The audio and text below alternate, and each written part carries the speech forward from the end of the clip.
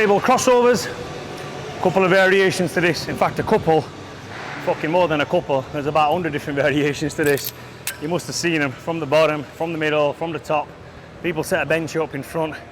All this fucking garbage. There's so much shit. Listen, when you're doing effective exercises, you know the most effective exercises, any pressing movements, flat bench press, incline bench press, dumbbells, flat inclines, dumbbell, whatever.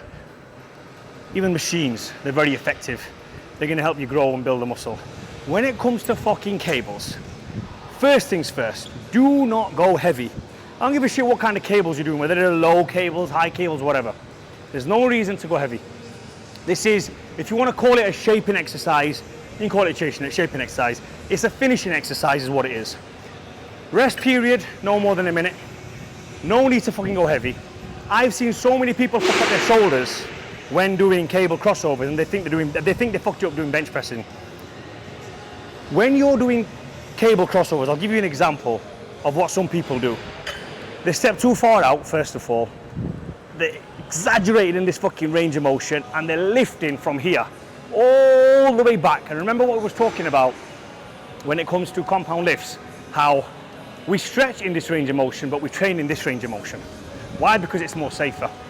It's no different to this. Now, when we're doing cables, we're already warmed up anyway, so there's no reason to do a stretch in that exaggerated range of motion. We're already warmed up. This is not going to damage our shoulders if done correctly and not done with a lot of fucking weight. No reason to use a lot of weight here. I mean, at the moment, I'll give you an example. This is 25 kilos, only 25 kilos. Is 1, 2, double pulley, triple pulley, 4, 5, there's like 5 pulleys on this, which means 25 kilo isn't even 25 kilos, so probably a lot less than that. It doesn't fucking matter. You can use the exact same weight for cable crossovers for years on end. I don't think for the past 20 odd years I've ever gone any heavier than whatever this is. So I pick it up, I look at it and I think, yeah, that's pretty light, it's not too heavy, and then I'll drop it one down. That's how I figure out what's heavy for fucking cable crossovers. This is a contraction, this is a stretch and a squeeze. You do not need to exaggerate it. We're just going from here and we're squeezing. I try to emphasize the lower pec on this one. The way I do it is as high as possible. So make sure the pulley is as high as possible. That's my version of doing it. I prefer handles that move around just so that you can get a nice little contraction. If your handles are fixed, great as well, nothing wrong with that. So the way I do this is I just take one step out, that's it. Put both feet together if you want. Now this is the end of the exercise here, not here. I know sometimes they call cable crossovers or whatever. There's no need to do this garbage. Okay, this is where we're going to end, or over here. This is where we start. Do you want to come to the front so you can see this? So this is where we want to start. This is the range of motion you need to be in, not this. No reason for us to be all the way up here and stretching in our pec at the top. From here, we're doing this. It's a short range of motion, not too slow, and we don't have to go too fast. We don't need to explode in this. There's a time and place for that. This isn't a compound lift, so nice and squeeze. You can have one foot in front of the other if you want, and we're just squeezing this. Now, when it comes to cable crossovers, I do the high repetitions. So sometimes it might be 15 reps, sometimes it might be 20 reps, can even be 25 sometimes, depending on what I did in the session. So to give you an example, today I did like no more than 10 repetitions on the flat and the incline bench. So on this I'll probably do 15 to 20 reps. I'll feel it when my muscles are fucked, when they're gone, my shoulders are pumped, my chest is pumped, I'm just gonna let it go. It doesn't matter.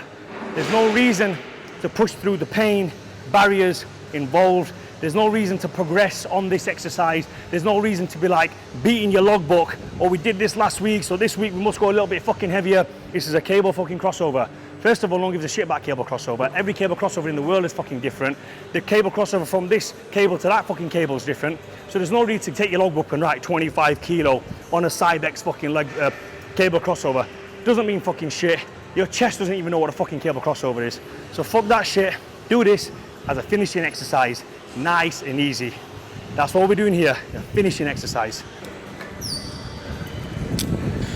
So step out and we're going for 8 repetitions. We're going for about 15 repetitions. Here.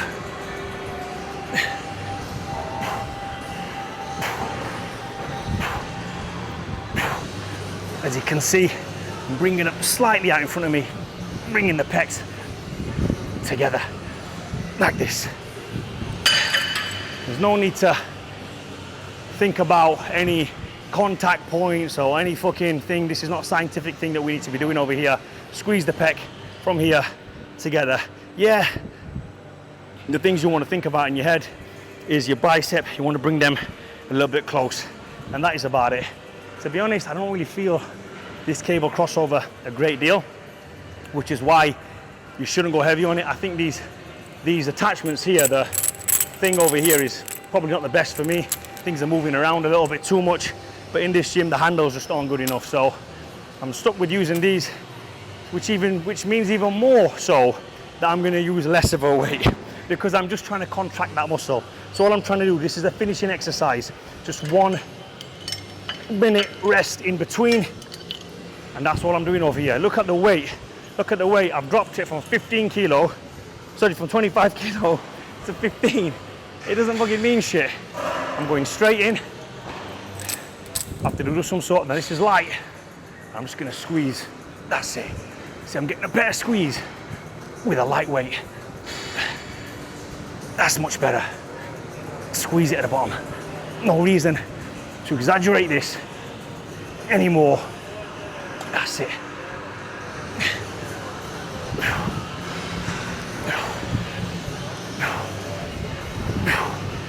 So as the weight's a little bit lighter, I can just go for a few more reps.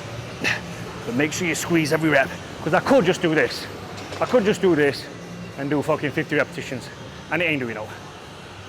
I'm getting tight, I'm squeezing.